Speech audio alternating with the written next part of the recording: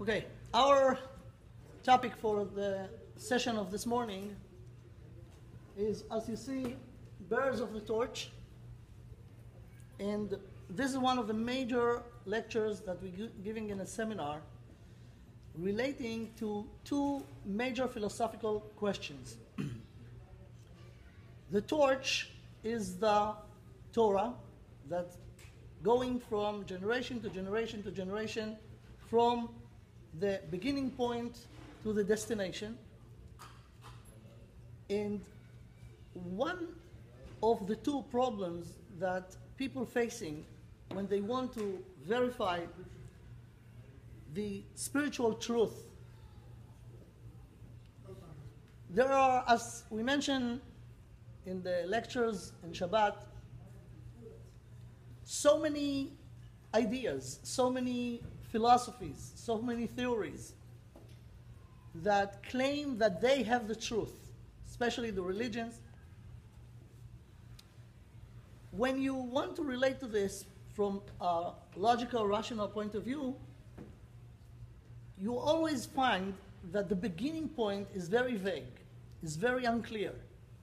Usually, it's a one person who claims that he has a revelation and he got a message, and he can tell the story. Either people will believe him willingly, or, as we know by the major religions like of today, the big ones, the Christianity and the Islam, the beginner, the first generation, was forced to accept it. By the Islam, it's very obvious, they're even proud of it. The story about Maamad is that he got a message. He met the angel Gabriel in the middle of the night behind the mountain, and he gave them whatever he gave them. He came with a story. The people were in the place where he lived in Mecca, in Saudi Arabia, didn't believe him. So he went to a northern city called Medina, tell the story, gathered with him few mafia guys, and they went from place to place telling the story of Muhammad. Anybody who accept, those who didn't, they just cut off their heads. And this is the jihad. So Islam, until today, try to convince everybody that Islam is truth. And if people refuse or have some doubts, jihad, just cut them off their heads. Christianity actually in the beginning was not better than this, because Christianity was established actually by the Caesar Constantine of Rome, when his mother was Christian. At the time, we're talking about approximately 150, 200 years after what they claim was a person, Oto Haish, Yoshke, and she became Christian. He himself never officially became Christian, but he just decided that the entire Europe at the time, we're talking about 2,000 years ago, approximately, must be Christian. And also, people was forced to do it. Nobody really checked it. And the problem is, how do we know, how any Christian could know for sure that the stories, what they tell, is true? The answer is they have no way to know it. It's all based on faith, blind faith. So this is the first issue that we want to deal with, the beginning point, what we could call lighting the torch. Another very, very important question, let's say we verify, we clear about the beginning point. What happened during the time since? And this is one of the main things that we want to deal in this particular lecture. You know, things, let's say, started even 500 years ago. Of course, 1,000 or 2,000 or 3,000 years ago. During the time, things change. So who said that what we have today is the original? Now, for sure, we're dealing with the Torah, with the Jewish belief, right? So we want to ask those two questions about the Jewish Masorah, the Jewish tradition. Okay, because my time is not unlimited, I will have to choose the main points. I want to be a little bit provocative and ask the question in a, very straightforward way. Is Judaism better than the other religions with the problem that we mentioned? How Judaism started? What is the beginning point? So for sure, you could point out two major figures. The first one is Avraham Avinu. But we have to remember that Avraham Avinu didn't establish Judaism as a philosophy. Avraham Avinu made the revolution at the time of idol worshippers, and he went out with what they called monotheism. There is only one God. So he started with this. No Torah at his time, but he tried to convince people that all the theories of the ideas about various spiritual sources who run the show, it's not true. There is only one significant power behind everything. He is the creator and he is running the entire thing. That's of course, the major principle of Judaism, but it's not the Judaism as a philosophy, as a detailed philosophy. So the next person, for sure, is Moshe Rabbeinu. Moshe Rabbeinu was the one who took out of Mitzrayim and who was the intermediate between us and Hashem, Maamad Har Sinai. So I want to just skip and go straight to Moshe Rabbeinu and show you, you know what, let's ask the question. We said before that the weak point of all those theories is the beginning point.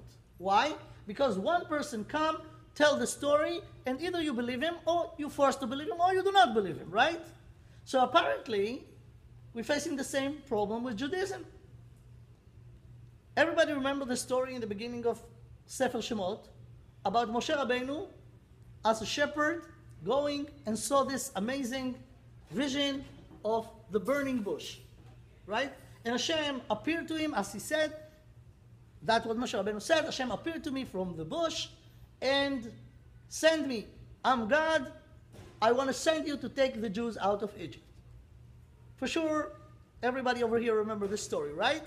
But let me show you few major principles, which is the base, the philosophical base of Yiddishkeit. If you remember, Moshe Rabbeinu was not too excited to get the job. He has very healthy guts feelings that being a leader of Jews is the most severe punishment that you could do to yourself. Now people running for the job, but this is the most difficult job. So when Hashem offered him to go to Egypt to take the Jews out, everybody remember that it was kind of argument. Moshe Rabbeinu tried to run away from the mission. Remember? He said, there are better people than me, I'm not a charismatic leader, I'm not speaking well, a lot of other excuses. And Hashem says to him, listen, you are the man, I'm going to fix everything, you're going to do it.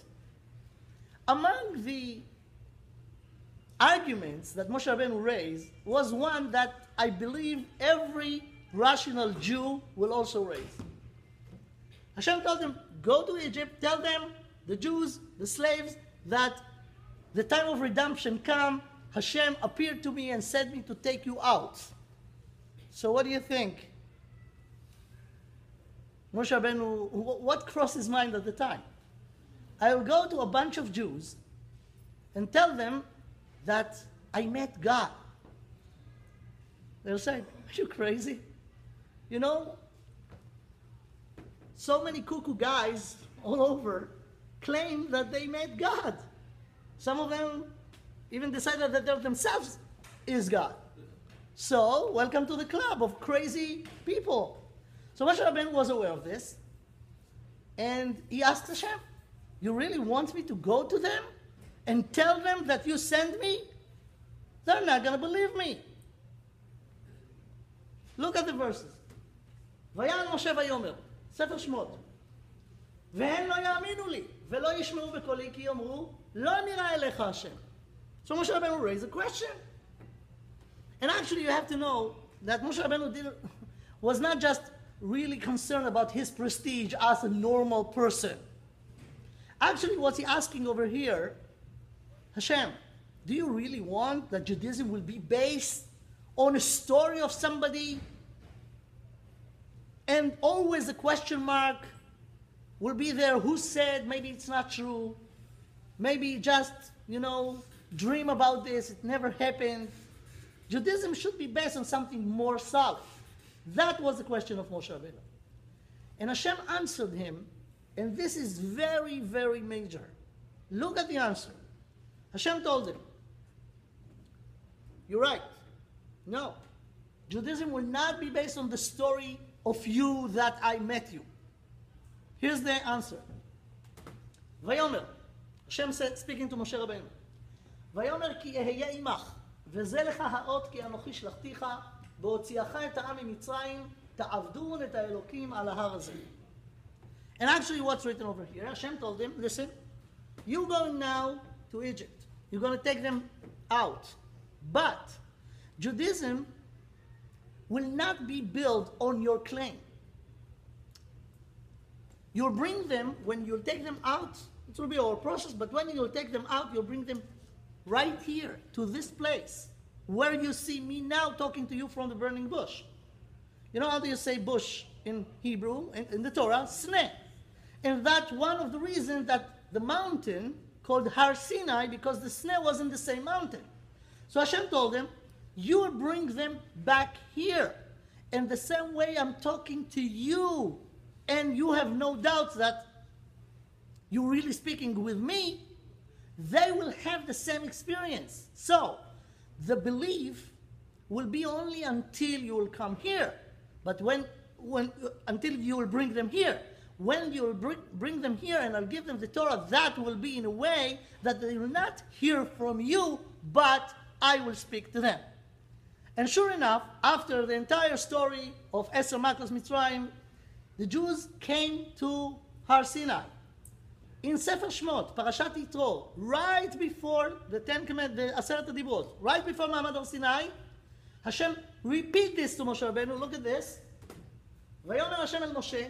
Hashem explained to Moshe, why is he doing all this revelation, national revelation, in front of everybody? The Pasuk says, Vayomer Hashem el Moshe, Hine Anochi ba elecha be'av ve'anan, ba'avur yishma ha'am bedabri imach, ve'gam becha ya'aminu le'olam. Rambam, Maimonides, in Ilchot Yesodei HaTorah, Perek Chet, chapter 8, about this Pasuk says the following. I will say it in my words, but you could see it's literally what the Rambam says. הלכות יסודי התורה פרק ח' הלכה א'. משה רבינו לא האמינו בו ישראל מפני האותות שעשה. שהמאמין על פי האותות יש בליבו דופי. Moshe Rabbeinu the Yidden didn't believe in him because he made miracles. Because miracles is not a clear-cut proof. And the Rambam continues, and then he says the following, Uvameh ha'aminu bo.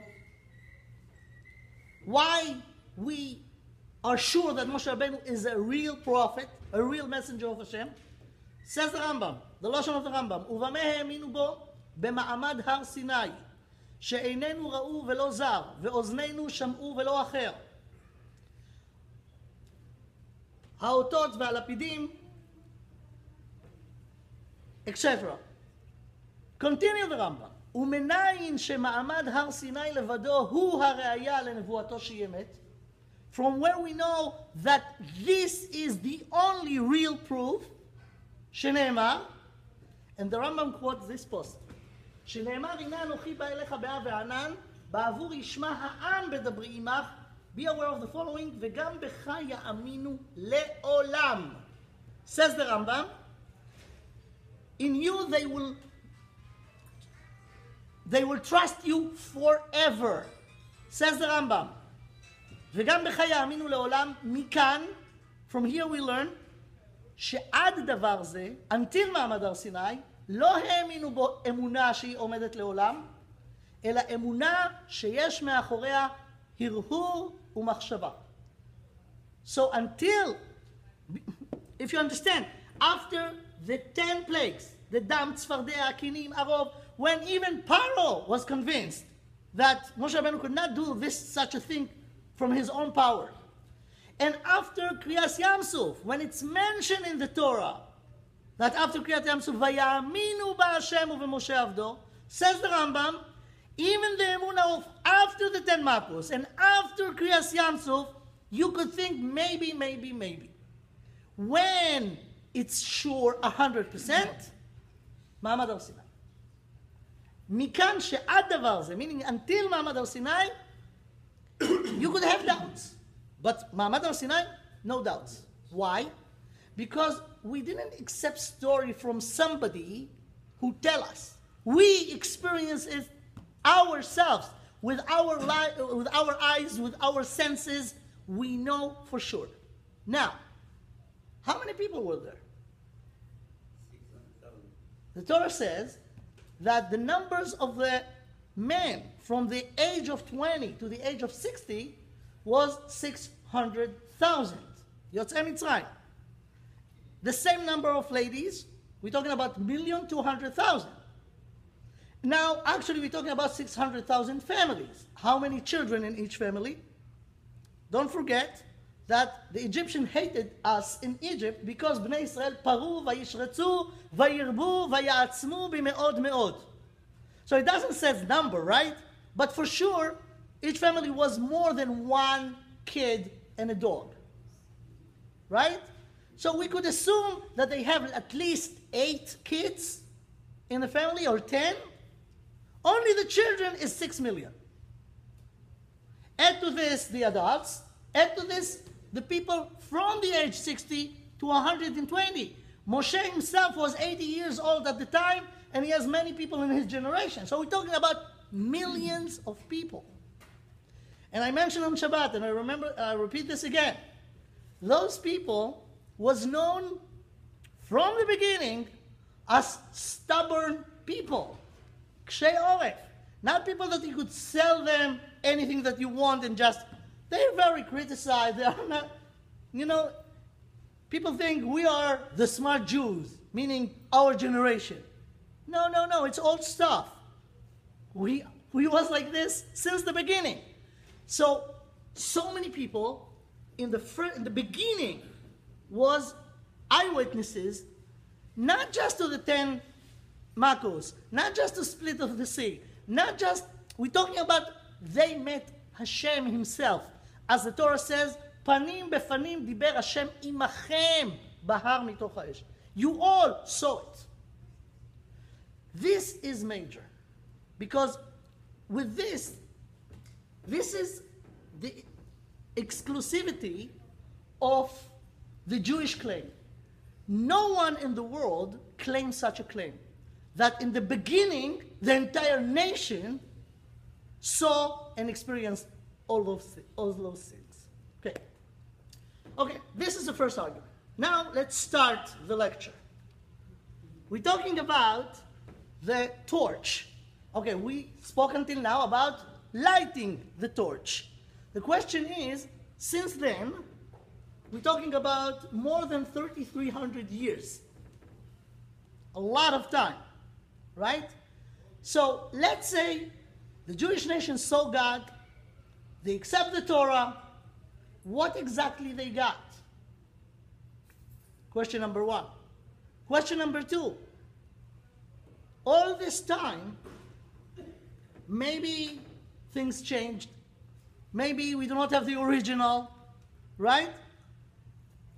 So about this, we want to speak now.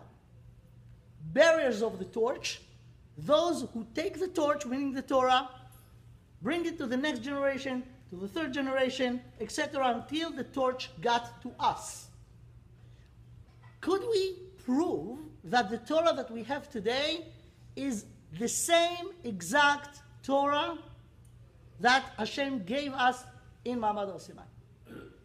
The answer is yes, But to prove it, you need to be very creative. And let me just present it this way. First of all, we have to know that every court in any place facing a problem when they have to decide about the reality, if the reality was this way or that way. What is the problem? Usually, the people who sit in the court, meaning the shoftim, the dayanim, the judges, never saw the event that they have to decide if it was like this or like this. So how they know about the event that they have to decide what was the accurate details of it?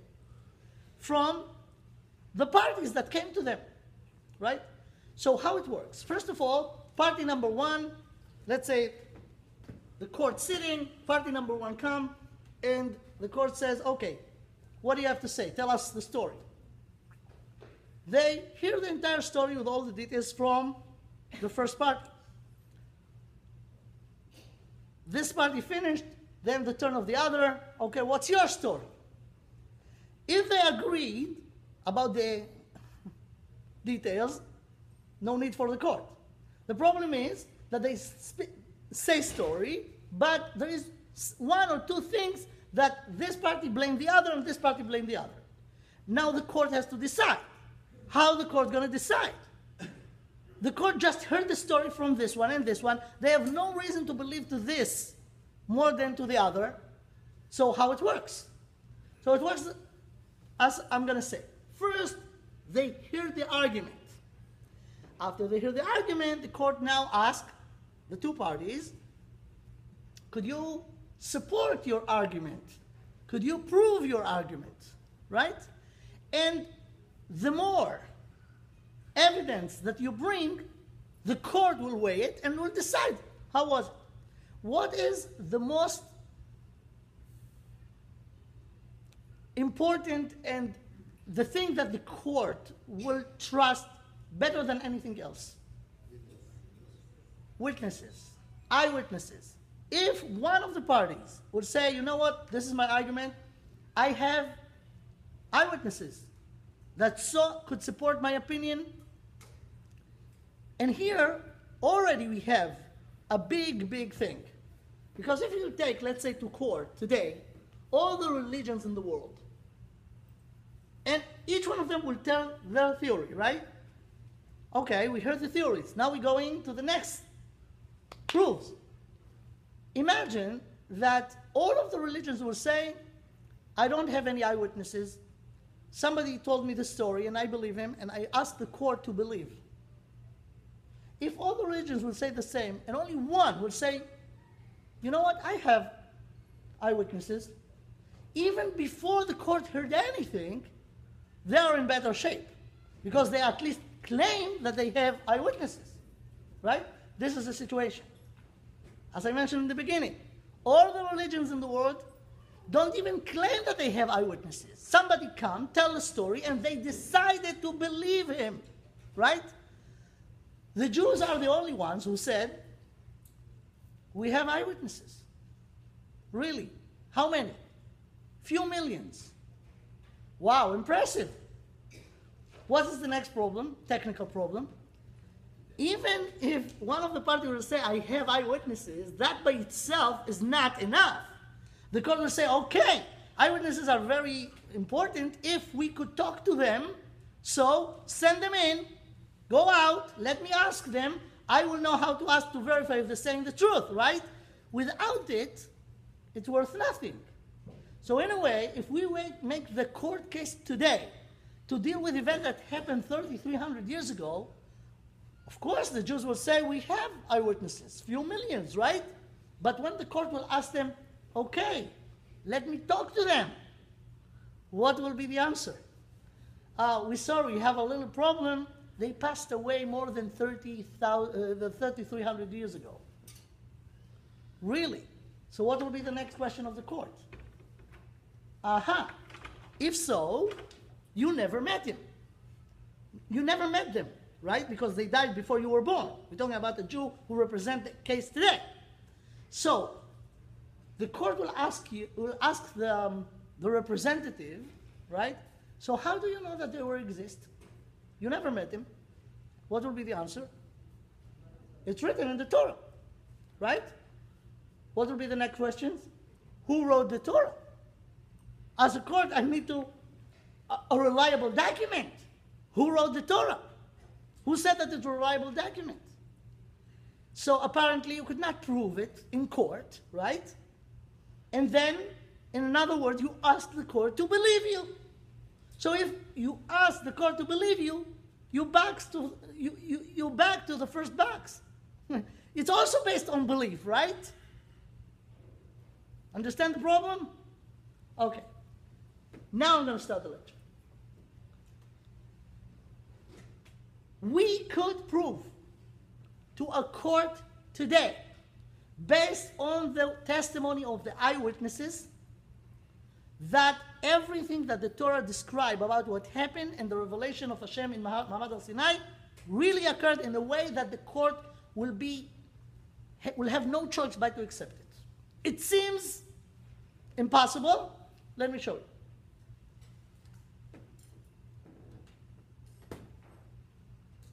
Few principles.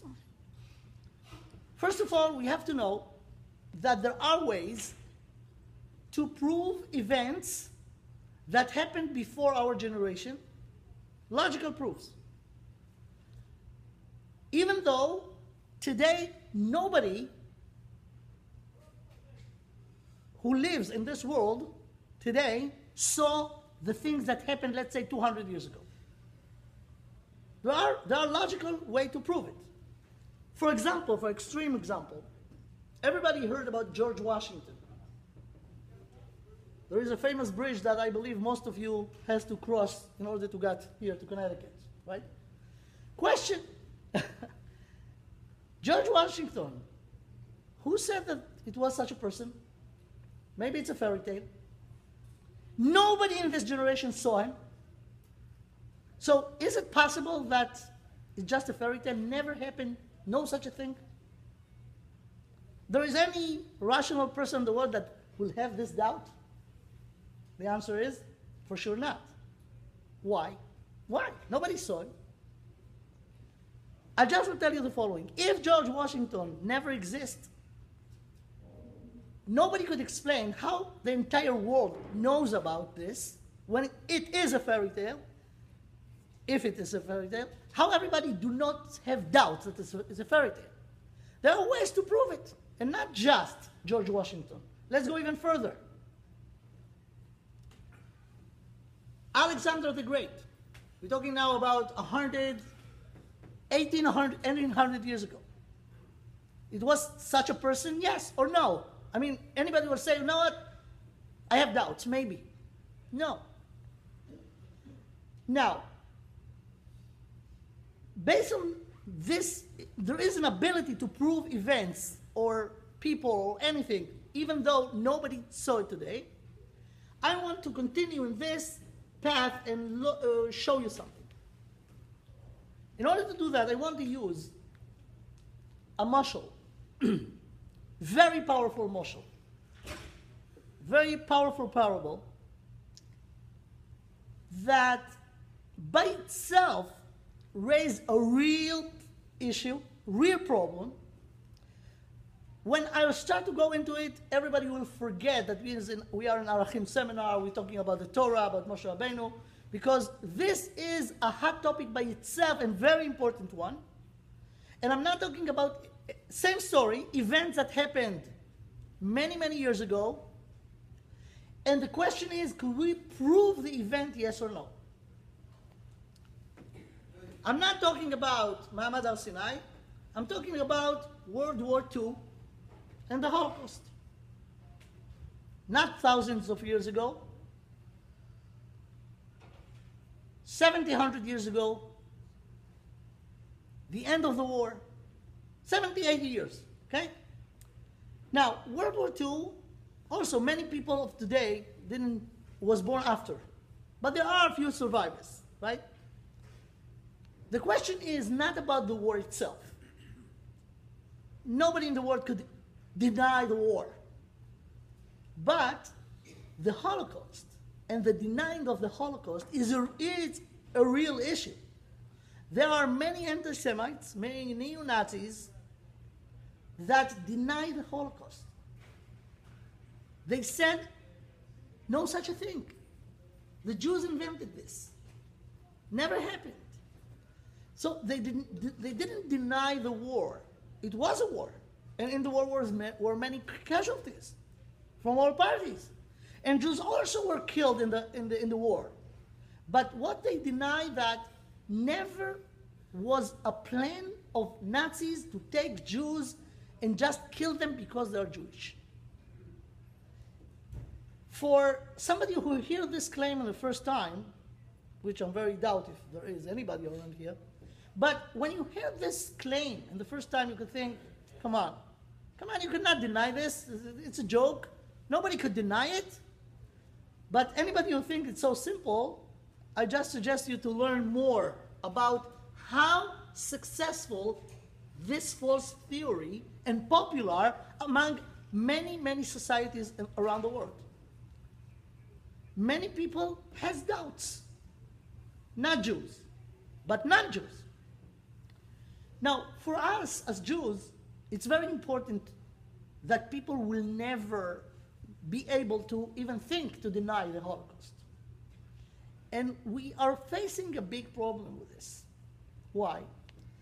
It seems that it's very easy to prove that it happened. It's not. If I will be a lawyer, I don't want, because we do not have time now, I don't want to open, a Pandora box and start a discussion. But I could, if I had time, I would do it the following way. Imagine I'm a lawyer. And you are Jews who understood the problem, and you came to me to give you service, to represent you in court, and you will ask me, what could we bring to court to prove it? So what do you think should be the evidence that we will bring to court in order to prove the Holocaust? Because I don't want to hear the answer from you, I will answer in your name, right? And if you think that I'm missing something, you could add it. This way we'll save a lot of time. So the first thing will be, I don't know if the first, but we could bring archaeological evidence, right? The gas chambers, the camps, right? That's still there. I believe many of you even went there and saw the things, right? The other thing could be documents, newspapers, movies that were done by the Nazis themselves, they were very organized, so they took pictures, files that they have. All of this is documents, right? So those are two things: archaeological events, meaning events, the shoes in the concentration camps and in the death camps, as for example, and other things, and the documentation, books, movies, etc. But one of the major things will be eyewitnesses, survivors. And you have to know that we could add to this not just Jews who went through this horrible thing. It happened in Europe. Many people were there, not Jewish, that also could give testimony. Even you could take former Nazis that maybe will be willing to give testimonies, right? From all of the things that we could bring, for sure, eyewitnesses are the strongest one. Why? Because about all the others, you have to prove the authenticity. And it's not easy, and actually it's impossible. It's impossible. If you go to Poland, to the concentration camp, to the gas chamber, what could you prove from there? It doesn't prove the plan of the Nazis, and this is the issue that we're discussing in the court, is that it was a plan to kill Jews. Some of the neo-Nazis didn't even deny Cyclone B. But you know what they say? It was not to kill people, it was to clean people from lice or other things. So they didn't deny it, but the documentation worth nothing. Why? Because automatically the Nazis will say, or the pro-Holocaust will say, everything is a forgery. And you have to prove the authenticity, and it's not easy, and actually it's even not possible. Why? Because today we have the technological ability to do anything that you want better even than the original. So everything will be exposed to the claim it's forgery. Now prove it. The only thing will be a testimony of eyewitnesses. Why? Because you will bring an eyewitness. The other party, the Nazis, will say, he's senile, he didn't remember, but the court is here to talk to him, to the eyewitnesses, and the court will decide if he's qualified or not qualified, right? So this is the most important, the most strong thing, eyewitnesses' testimony. And here's the problem. If we will make this court case few years after the Holocaust, let's say in 965, 20 years after, you could find many healthy people that could tell you, I were there, I could give testimony, no problem. But here we're almost in 2015. The war was ended at 1945, so we're talking about 70 years. The survivors that we have today, you know, somebody who was 1 year old at the time, in 45, at the end of the war, today will be 71 or 70 years old. Of course, you could not get a testimony from a person that was 1 year old at the time. He was not aware and it's not reliable.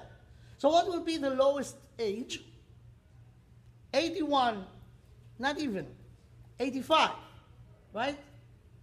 Okay. It's not easy to get to these people even today, but I'm not talking about today. What will be in another 20 years? What will be in another 30, 40, 50 years? Will be no one eyewitness. Then what are we going to do? And this is the problem. This is a real problem. People could say, but you know what? Right after the war was a very famous court cases, like Nuremberg trial, right? And over there, a court of the Allies at the time took to court all this Nazi criminals, and it was all big trial. Everybody remembers this. Everybody knows this, right? But if you ask yourself what left from this court case 100 years after, or even today, nothing. Just a protocol. That's it, right? So you'll go to the archive over there in Nuremberg, take the protocol, and tell them, listen, it was a court case. We could prove it. What the other party will say? Forgery. Now prove it. So in a way, we're facing a real problem. Real problem. You could not prove things if the most important things are eyewitnesses. Eyewitness is good as long as they're alive. So do you see the problem? We're talking in both cases about historical event that at the time when it happened were many eyewitnesses that saw it and experienced it and could give a testimony. But a lot of years passed since, of course, the Maamad al Sinai. The original eyewitnesses are not with us today. So how could we prove it? And here's the brilliant idea that I must say was put together many years by Arachim, many years ago, and it was not a work of one person. It was few people who work on it and get it better and better and better. But here is the thing that I want to present to you: a way to prove logically and in a way, bring the original eyewitnesses, the millions that were there at the time, today, to court, to give a testimony. It seems impossible, right? But let's work on it. I'm going to skip a few things over here because of the time. And let's present the following. Imagine that 40 years or 35 years after the end of the war. No, not needed. We need some light.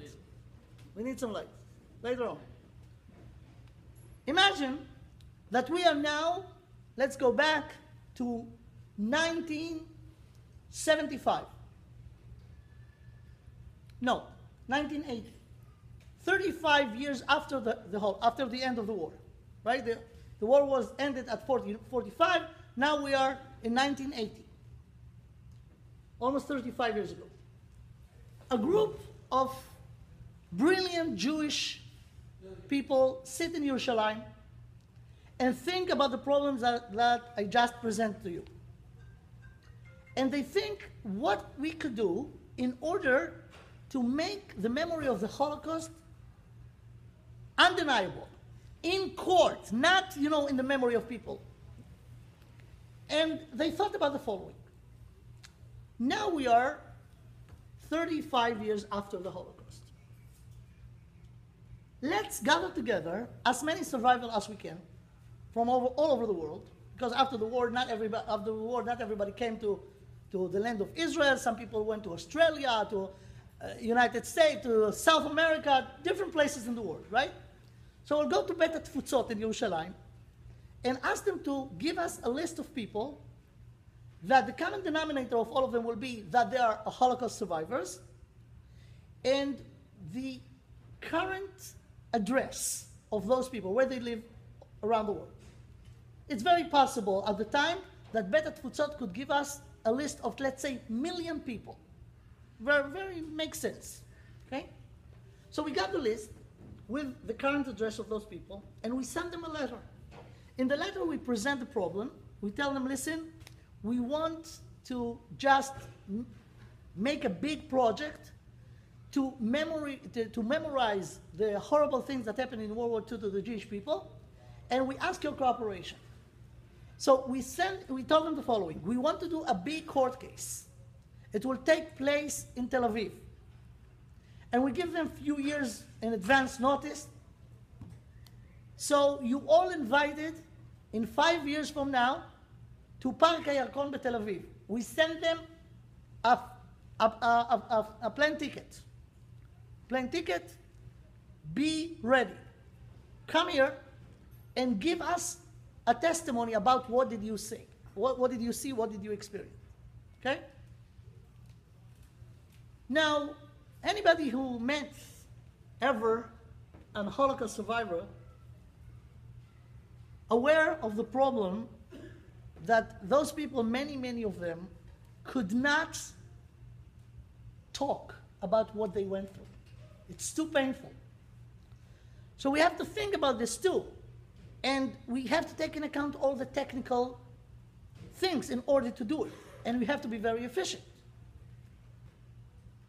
If somebody will be willing to talk, how long it will take this person to tell all the details that they know?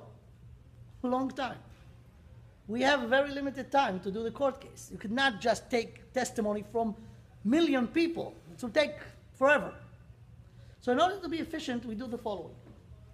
We're taking a group of researchers, not eyewitnesses, researchers. We ask them, listen, put together all the evidence that you know as researchers about the Holocaust. Everything. What happened in Germany before Nazis get into power in 1933, the beginning time of the Nazi regime, the discrimination, the concentration camps, the war camp, the death camp, every single detail that's relevant to the case. Put it together in a booklet. Let's say those researchers will do a thorough work, and after, let's say, a year, they will give us a very, concentrate booklet with all the evidence. So we have it. We're going to print this booklet in 1 million copies. And when the real eyewitnesses, 5 years later, or 4 years later, in 1985, will come from all over the world to Ben Gurion Airport, we will give each one of them a copy of this booklet, give them a key to a hotel room, asking them, listen, go to your room, sleep well, eat well. Some of you came from very long journey. We need you clear. Then read the booklet.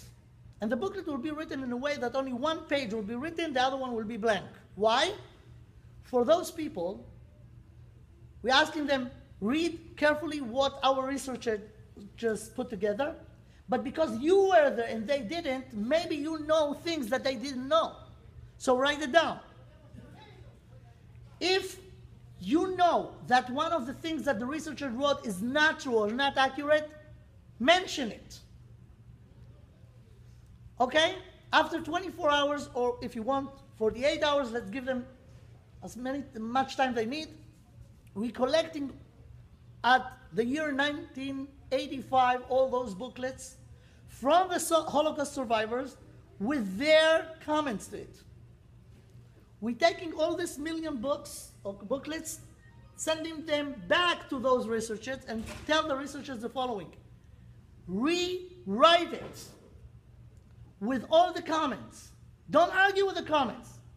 Put together all the comments and rewrite the entire thing. Let's say with very intensive work, after 3 days, they will give us the new booklet with all the comments of 1 million people.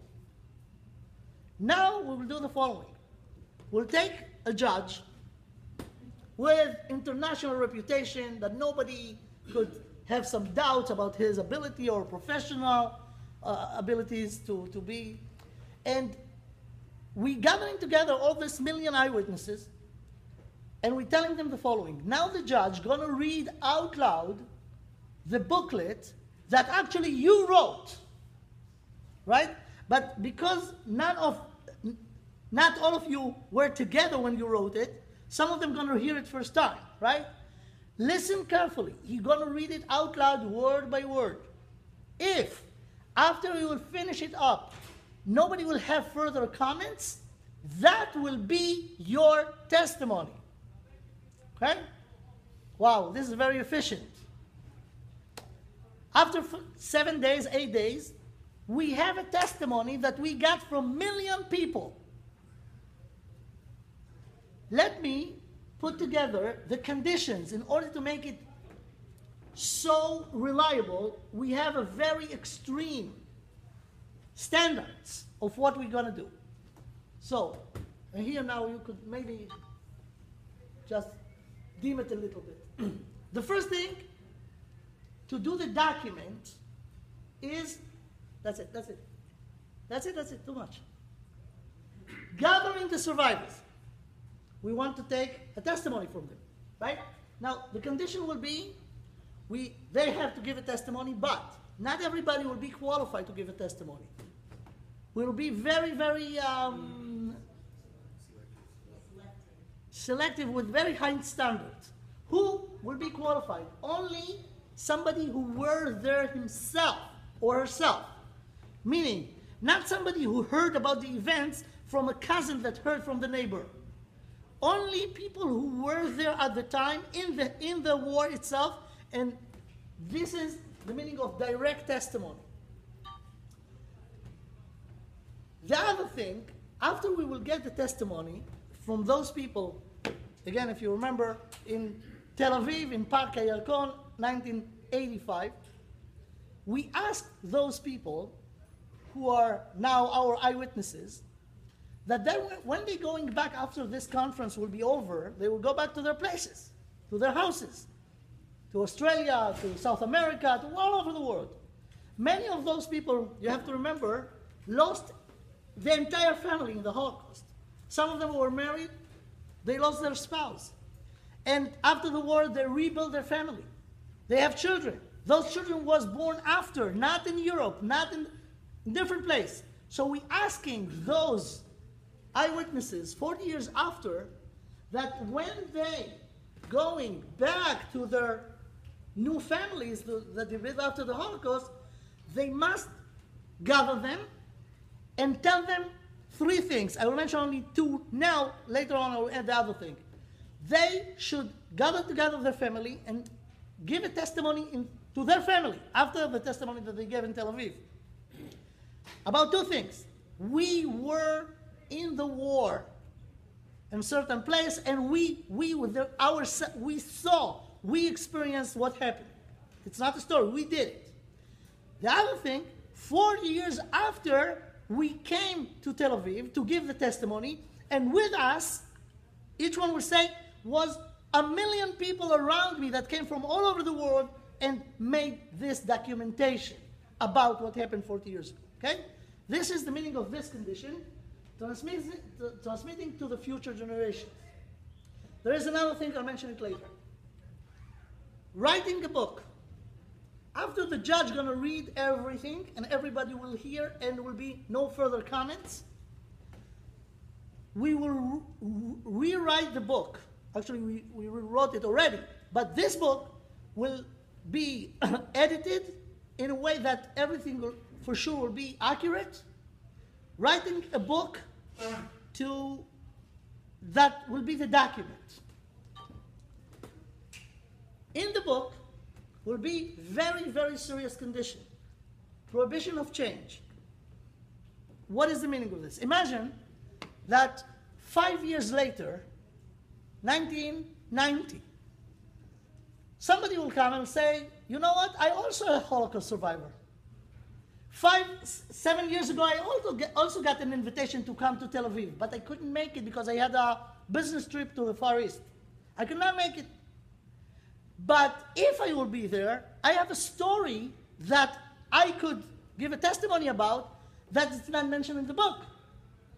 Will we let such an addition to go in?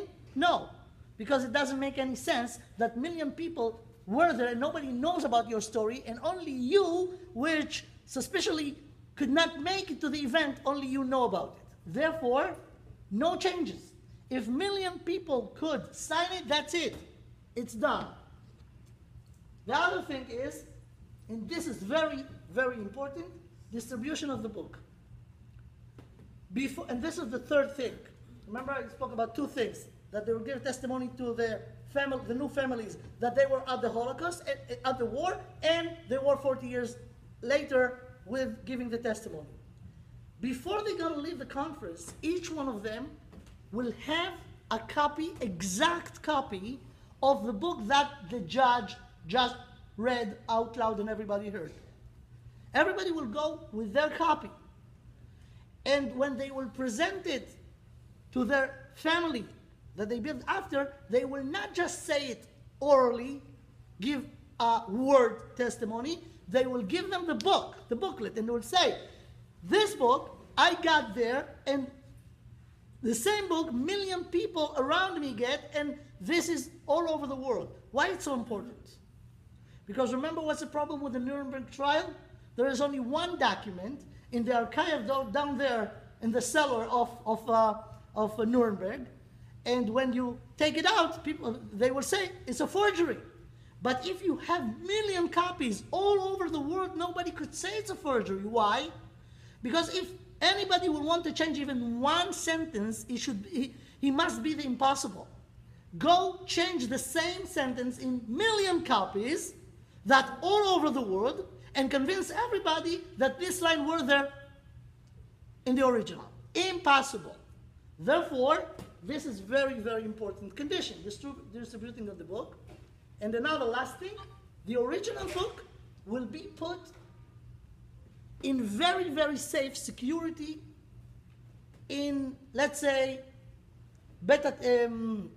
Museum HaShoah or Kibbutz Lochamei HaGetaot, with guards, with computerized guards, with, so the original will be there. Wow. So if we have this, we have the document. A document like this is very unique. Never happened ever in the world about any event. Unfortunately, it never happened even about this. Chaval. But you will see why it was worth to, wow. Why it was worth to mention this. Okay. Because we want to do a perfect system, we are not happy with this, even though this is very, very strong. We want to add to the document another thing. And the another thing will be, because after all, you have here a piece of paper. We want to add something real to it. And this is a club of members. We offer this group of million eyewitnesses that came to give a testimony 40 years after to be a member in a club. What will be the name of the club? Internalize the memory of the Holocaust. Make it eternal. That will be the rules of the club. Teaching from parents to children. They will take on themselves when they're going back to Australia, South America, all over the world, to teach the Holocaust story with all the details of the documents in the schools. Aside from history, general history, will be, let's say, 2 hours every day that the children of those survivors will learn the details about the book that mentioned in the book. One day will be the time when the member of the club will gather together. It's mentioned over here, spirituality. I will not go to this now. Okay, they gather together wherever they are in the world. In one day, let's say the free day of the week, wherever they are, they will come to this gathering place with two things: their children and the copy of the booklet that they got. They will talk about the Holocaust, and they will read out loud part of the big document every week. Okay? The other thing, symbol of the clothing. Every club has uniform, right? So they will take on themselves, because the idea of the club is to remember the memory of the Holocaust. Every time that they buy any clothes, let's say like a coat or something that you could sew, they will put on it the yellow star. So wherever you will go in the world, you will see somebody with this yellow star, you will know he is a member of this club. The other thing, symbol on the heart and symbol on the door. Aside from the big booklet with all the details, the major principle will be written on a card, let's say 4 inches by 2.5 inches, a card that you could put in your pocket of the shirt. Every morning before they will go out to work, they will take this card, put it over here near the heart, and put the hand on it and say, "We will never forget." Because we are two tools that Hashem gave us in order to relate to the world around us. One is the heart and the other is the brain. Another card like this will be put on the brain, and the swear will be, "We will never forget," not in our mind, not in our heart. The third card will be put on the door of every house of a member of this club. Now, because we want to build a club that will stay forever, let's say 100 years after the event, 500 years, 1,000 years after, and the people who are going to give the testimony on this are the member of the club, the members of the club took them on themselves that they will get married only inside the club. Why? Because if both parents are part of the club, we have a guarantee that it will go to the next generation. So, a prohibition to marriage with non-members. The other thing is few festivals in the calendar of this people calendar. The first festival will be the liberation from the camps. In this festival, all over the world, every member, every family of this club will set their house as a concentration camp, put this unique pajamas of the prisons on the member of the family, will sit to the ground for, let's say, 7 days and eat only dry bread with water. When the children will ask their parents, we want pizza, the parents will say, not today. Now this is the way when our forefathers were there before the liberations of the camps. Okay? That will be one festival. The other festival will be the foundation day of the club, the time that one day they will take off. It will be a festival. They will take the booklets. They will go with their children. They will not sleep the entire night, and they will read the entire document from the beginning to the end. The last festival is a very fun one. The journey to the land of Israel. Every member will take their family to the closest marina, put them on a boat, and will go for a journey for, let's say, 7 days in the ocean. And you could put names on those boats. Struma, Altalena, you know, the boats that bring the survivors to Eretz Yisrael after the war. Okay, this is it. So we have two things. We have a booklet, we have a document, and we have members of a club. You could ask me, why do you waste our time? Something like this never happened in 1985. True, I agree. I told you before. But it's not a waste of time. If we had such a thing 35 years ago, documentation and a club member like this, we will be ready for any court, any trial that's going to happen even 50 or 100 years from now. You know, we could bring this as evidence. And it's be very, very hard for neo-Nazis to say that this is nonsense, because how do you explain this? Unfortunately, nothing like this happened in 1985. But what never happened 30 years ago happened big time 3,300 years ago. And the one who made this club was Hashem himself. We have the Torah, which is a document. We have the club members, which is the Jewish people. Let me in brief, just, fly over the things, and because this crowd is very scholar, I mean, many of you know the things, but it's very important to see it inside. Let me just show you. I want to show you two things, that with them we could prove today in any court that the entire story is true. 40 years after Yetziat Mitzrayim, Moshe Rabbeinu gathered the Jewish people, and we just recite this parsha last week, Sefer Devarim. Sefer Devarim says in the beginning, Ela advarim asher diber Moshe el kol Yisrael, vayi be'arba'im shana. 40 years after, he gathered together everyone. And Sefer Devarim mentioned, who are there? Parashat Nitzavim. אתם ניצבים היום כולכם, לפני השם אלוקיכם, ראשיכם, שבטיכם, זקניכם ושוטריכם, כל איש ישראל. And if you remember, in the Torah a few times it mentioned in Sefer Bamidbar, who were the people? Names.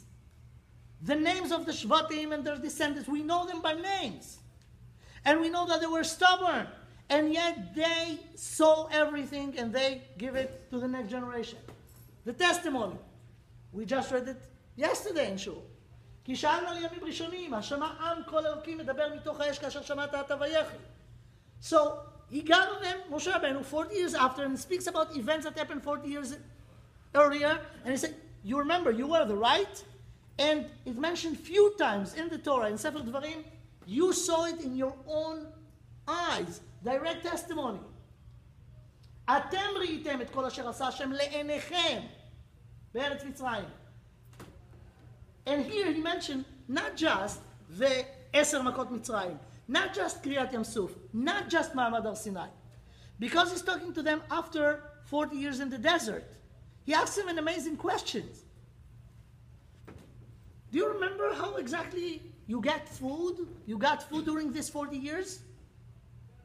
Remember the man that was going down every day to your opening of the tent? Not one day, not a week, 40 years. לא בלו סלמותיכם מעליכם, נעלך לא בלתה מעל רגליך, לחם לא אכלתם, יין לא שתיתם. Be aware of the following. למען תדעו כי אני השם אלוקיכם. That is a Yetiat. It's a proof. It's not an emunah. Because you could not fool them. They were stubborn. You could not tell them that you ate something that they never ate. And they argue with him about a lot of things, but nobody argue about the man. Right? Direct testimony. ויקרא משה אל כל ישראל ויאמר אליהם שמע ישראל אל החוקים.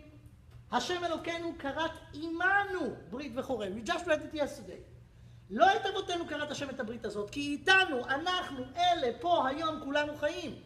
פנים בפנים דיבר השם עמכם בהר מתוך האש. You were there, right? It's not a story that you heard from somebody. And you know, once people ask me, wow, that happened really at the end of the 40 years, right? Why they were in the desert for 40 years? That the former generation will pass away, right? So he's not talking to the same generation. Why he's saying, פנים בפנים דיבר השם עמכם, לא את אבותינו כרת השם את הברית הזאת? What's the answer? Who died in the desert? Those who were 20 and up when they went out of Mitzrayim.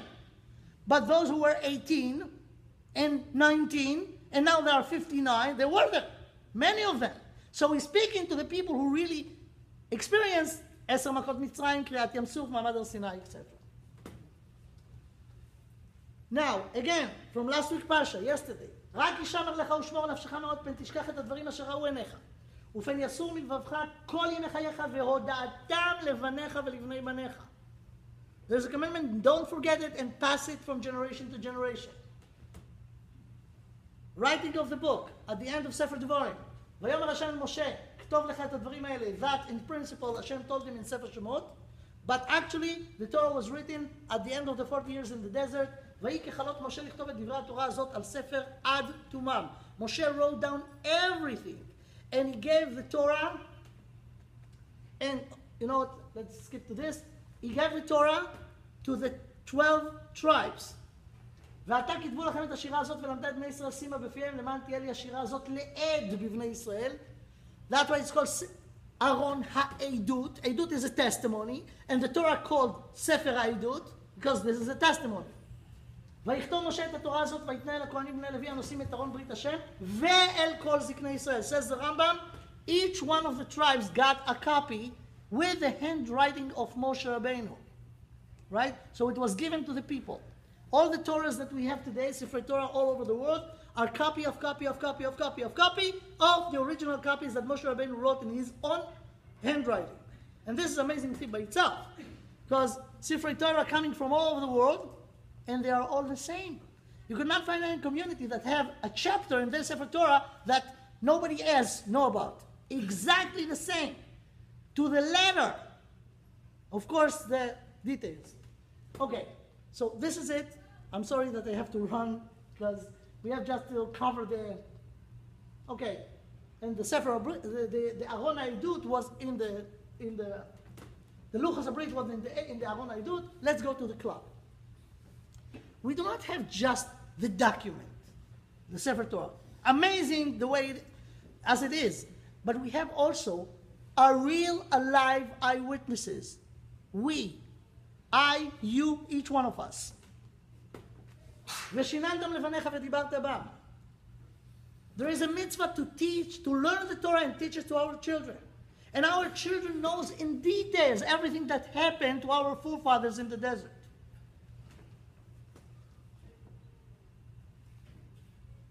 Shabbos. About this, I have to say something. I remember every time that I'm saying this, I'm really shivering. We're doing Kiddush every Friday night. Every Friday night. What happened? An old man of the family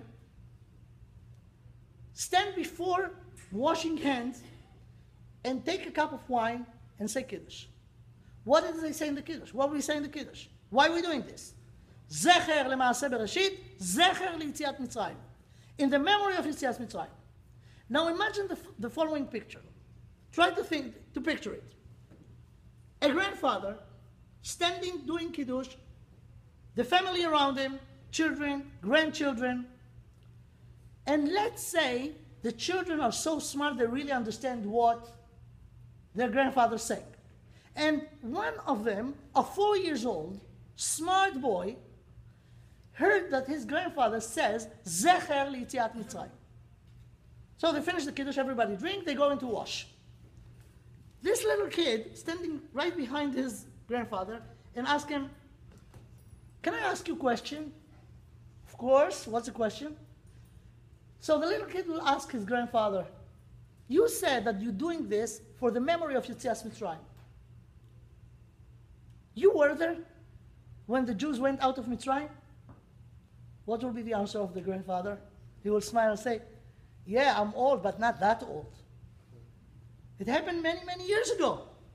So the little smart boy will ask him, so you never were there, right? So how do you know it's true? The grandfather will smile and will answer him the following. I'm so happy that you asked this question. You know why? Because many years ago, when I was 4 years old, I asked the same question to my grandfather. So the little kid will ask him, so what did he answer you? He answered me exactly what I'm telling you that he asked his grandfather. Until when? Until the generation that went out of Mitzrayim. So we are not just talking theoretically about testimony that we're giving from generation to generation. Think about it. 3,300 years and more, all over the world, in every situation, and many of them were not that easy, every Jewish family until today, Friday night, do Kiddush. And actually, the old generation standing in front of the younger generation and give them the testimony with unbroken chain to Yetzias Mitzrayim. Once, in one of the seminar, somebody asked me the following question. I will not continue everything, but this, I feel it's very important. I know, 2 minutes. Once we have a very stubborn person in one of the seminars, in many seminars we have, but one case I remember. In the beginning of the lecture, I gave the lecture about birds of the torch, and I told them in the beginning, at the end of the lecture, you're going to meet the original eyewitnesses. So I gave the entire lecture, and this guy said, yeah, you promised me to bring over here the original eyewitnesses. You didn't cover this. I told him, what? After all you hear? You really want to meet someone like this? Okay, it was in a hotel. Go to your room, and you're going to meet him there. Look at the mirror. This is you. Where were you exactly last Pesach?